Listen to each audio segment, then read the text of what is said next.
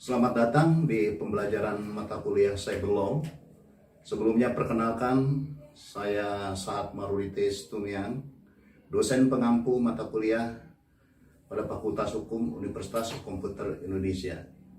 Sebelum kita mengikuti perkuliahan Cyber Law, terlebih dahulu perlu disampaikan terkait kontrak pembelajaran mata kuliah Cyber Law. Mata kuliah Cyber Law ini memiliki 3 SKS, sementara deskripsi substansi perkuliahan, yaitu pada mata kuliah ini diberikan pengetahuan-pengetahuan terkait istilah dan pengertian cyber law, sejarah keberadaan cyber law, perkembangan cyber law di Indonesia, sumber hukum cyber law, karakteristik daripada cyber law, jenis-jenis cyber law, faktor-faktor pendorong terjadinya cybercrime. Demikian juga cybercrime sebagai kejahatan transnasional dan penegakan hukum tindak pidana cybercrime, pembuktian data cybercrime. Yang berikutnya juga menyangkut hubungan perlindungan konsumen dengan cyber law, yaitu meliputi pengertian dan dasar-dasar hukum serta ajas dan tujuan serta e-commerce. Sementara capaian pembelajaran dengan konsep dan pemahaman substansi mata kuliah cyber law, mahasiswa memperoleh pengetahuan mengenai cyber law serta garis besar tentang cyber law. Konsep pembelajaran cyber law telah disesuaikan dengan rencana pembelajaran semester atau RPS. Adapun dengan mempelajari dan memahami mata kuliah cyber law ini, diharapkan mahasiswa dapat menguasai atau memahami tentang cyber law secara umum, baik mengenai perkembangan hukum cyber law, penegakan hukum cyber law, serta hubungannya dengan ilmu hukum lainnya. Sementara manfaat mengikuti mata kuliah cyber law adalah bahwa melalui mata kuliah cyber law, mahasiswa dapat memperoleh manfaat teoritis dan praktis. Manfaat teoritis bahwa mahasiswa dapat mengetahui dan mendalami materi-materi dalam cyber law, khususnya mengenai istilah dan pengertian cyber law, sejarah keberadaan cyber law, sumber hukum cyber law, ajas cyber law, cybercrime, dan cybercrime sebagai kejahatan transnasional. Demikian juga terkait pemberantasan dan penanganan cybercrime melalui perluasan alat bukti, kaitan antara hak kekayaan intelektual dengan cyber law, perlindungan konsumen dalam transaksi e-commerce.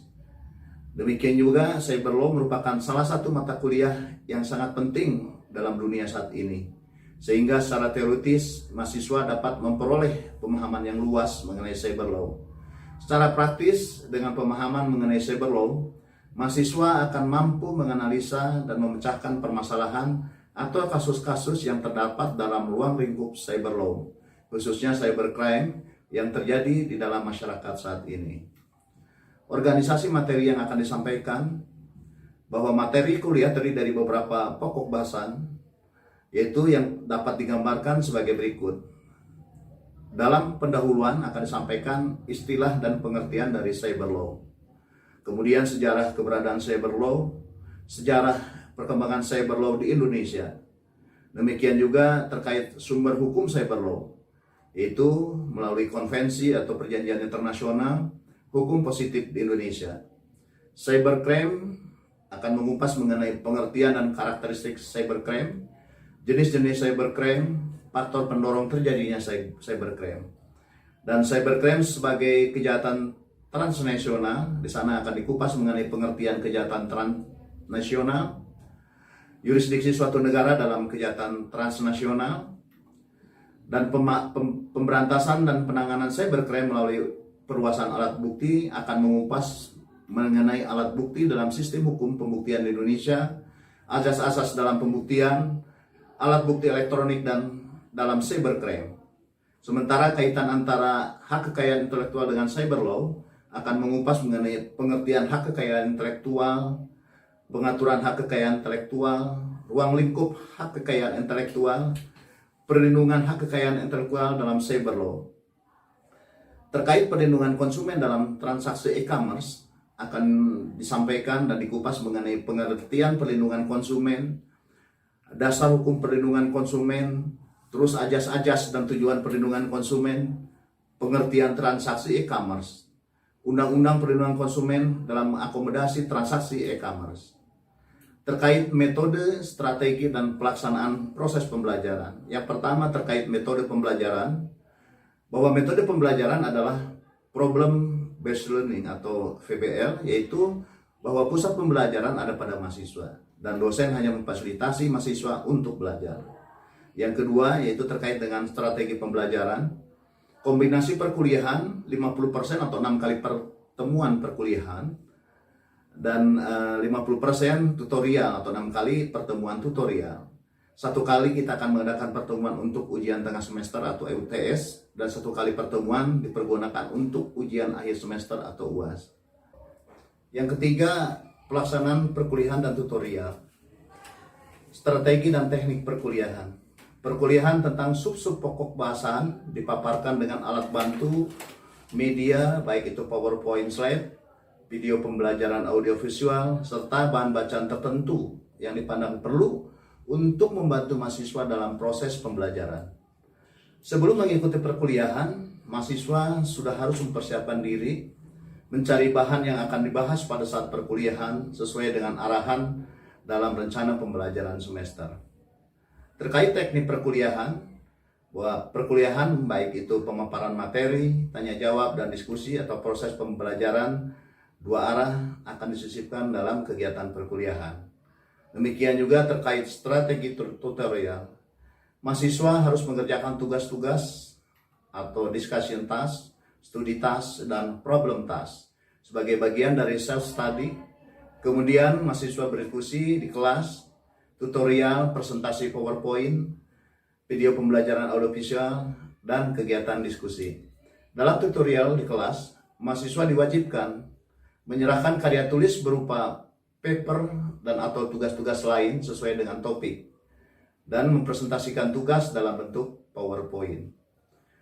Terkait tugas-tugas, bahwa mahasiswa diwajibkan untuk mengerjakan, mempersiapkan, dan membahas tugas-tugas yang ditentukan dalam perkuliahan ini. Tugas-tugas terdiri dari tugas mandiri dan tugas kelompok yang dikerjakan di luar jam perkuliahan, tugas yang harus dikumpulkan, dan tugas yang harus dipresentasikan. Terkait ujian dan penilaian, ujian dilaksanakan 2 kali dalam bentuk tertulis, yaitu ujian tengah semester atau UTS, dan ujian akhir semester atau UAS. Sedangkan terkait penilaian akhir dalam mata kuliah mengikuti ketentuan sebagaimana yang telah diatur dalam buku panduan akademik yang menjelaskan mengenai bobot penilaian dari serangkaian kegiatan yang harus dilakukan atau ditempuh oleh mahasiswa. Di antaranya adalah terkait komponen penilaian, tugas atau kuis, bobot presentasi penilaian adalah 30%, nilai UTS, bobot atau presentasi penilaian adalah 30%, nilai UAS adalah 40%. Indeks penilaian akhir. Di sini perlu diterangkan bahwa predikat lulus dengan sangat baik, indeksnya adalah A, atau bobot nilainya adalah 80 sampai dengan 100 dengan angka mutu 4. Sedangkan lulus baik, indeksnya adalah B, bobot nilainya adalah 68 sampai 79, mutunya adalah 3. Sedangkan lulus cukup adalah dengan indeks C, yaitu nilainya 56 sampai 67, dan indeksnya adalah 2. Sedangkan lulus atau kurang dengan nilai D, nilainya 45 sampai dengan 55 dengan indeks 1. Sedangkan tidak lulus yaitu E, di bawah nilai 44 dan indeksnya adalah 0. Dalam mata kuliah cyber law ini juga, mahasiswa diwajibkan atau diperkenankan untuk memiliki buku-buku sebagai referensi yang disampaikan di sini.